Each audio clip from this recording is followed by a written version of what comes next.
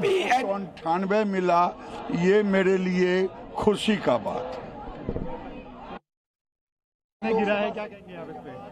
मुझे लगता है कि कांग्रेस पार्टी और अपोजिशन महिला विरोधी है और ये बहुत बड़ा हादसा मतलब अपने लोकतंत्र को है।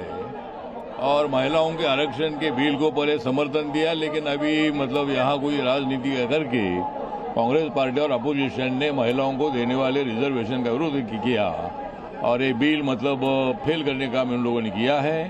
इसीलिए हम इनका धिक्कार करते हैं और महिलाओं के बाजू में नरेंद्र मोदी जी और हमारी एनडीए है। ऐसा Victory.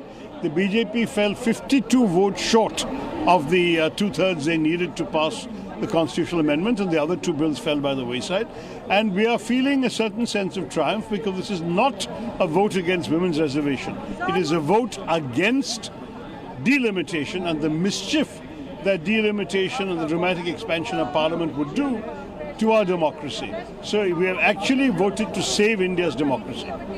Then, sir, how do you see now the Home Minister said that now the Congress real face against the women has been come up and No, the BJP is bound to say these silly things. The fact of the matter is that we have said, even in our speeches of opposition, we all said we'll vote for women's reservation today if you will delink it from delimitation. It is against their refusal to.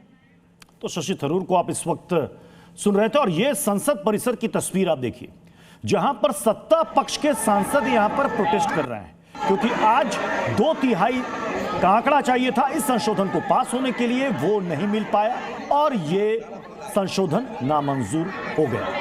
अब इससे सरकार और सत्ता पक्ष ये कह रही है कि ये महिला आरक्षण के खिलाफ था विपक्ष, और विपक्ष कह रहा है कि हम महिला आरक्षण के साथ हैं, लेकिन जो परिसीमन का गलत इस्तेमाल सरकार करने वाली थी हम उसके खिलाफ थे और इसलिए हमने उसके खिलाफ वोट दिया। यानी कि दो नैरेटिव यहां पर है।